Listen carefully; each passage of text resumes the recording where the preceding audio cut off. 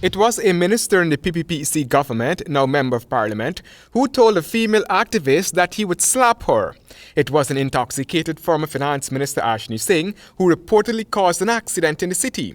It was also former Education Minister Priya Madikchan who unleashed the feral blast at the American ambassador's residence. Now, former Junior Finance Minister Bishop Juan Edgell is speaking about the behavior of members of Parliament on the government side in the House during the budget debates. You were there and you saw the yard fowl market culture that was elevated to that August assembly that we were subject to, where even though there were denials, several people heard the four-letter word being used. The government's side of the House was also accused by the opposition of seeking to perpetuate racism. It would be recalled, though, that the very opposition, when in power, was accused of indulging in racial profiling when it comes to employment, especially when hiring for key positions.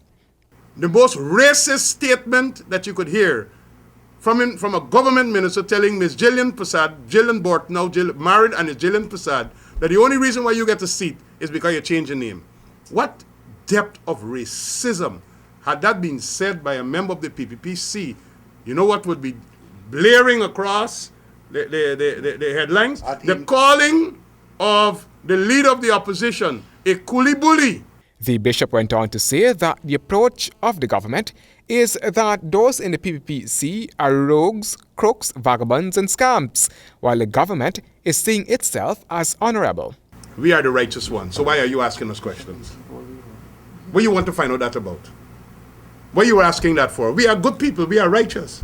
So in their heads, accountability and all these charging of the minister is only when the PPPC is in government and office. It doesn't exist on their part because, like I said, they are the Judeo-Christian righteous. They're the people with the moral compass to Guyana. They're the people with the answers to all things. This time for righteousness and so on. Africa Selman, who is now a PPPC Member of Parliament, said she was echoing a sentiment expressed by one of her colleagues, which is that the government has a lot of square pegs in round holes, who cannot perform their roles and responsibilities because they have no clue of what they are about. As we saw last night with Ms. Henry, who in many instances had no answers for the questions that were being asked. And so I guess Guyanese are really seeing that maybe, or not maybe, they did make an error when they decided to vote for the APNU.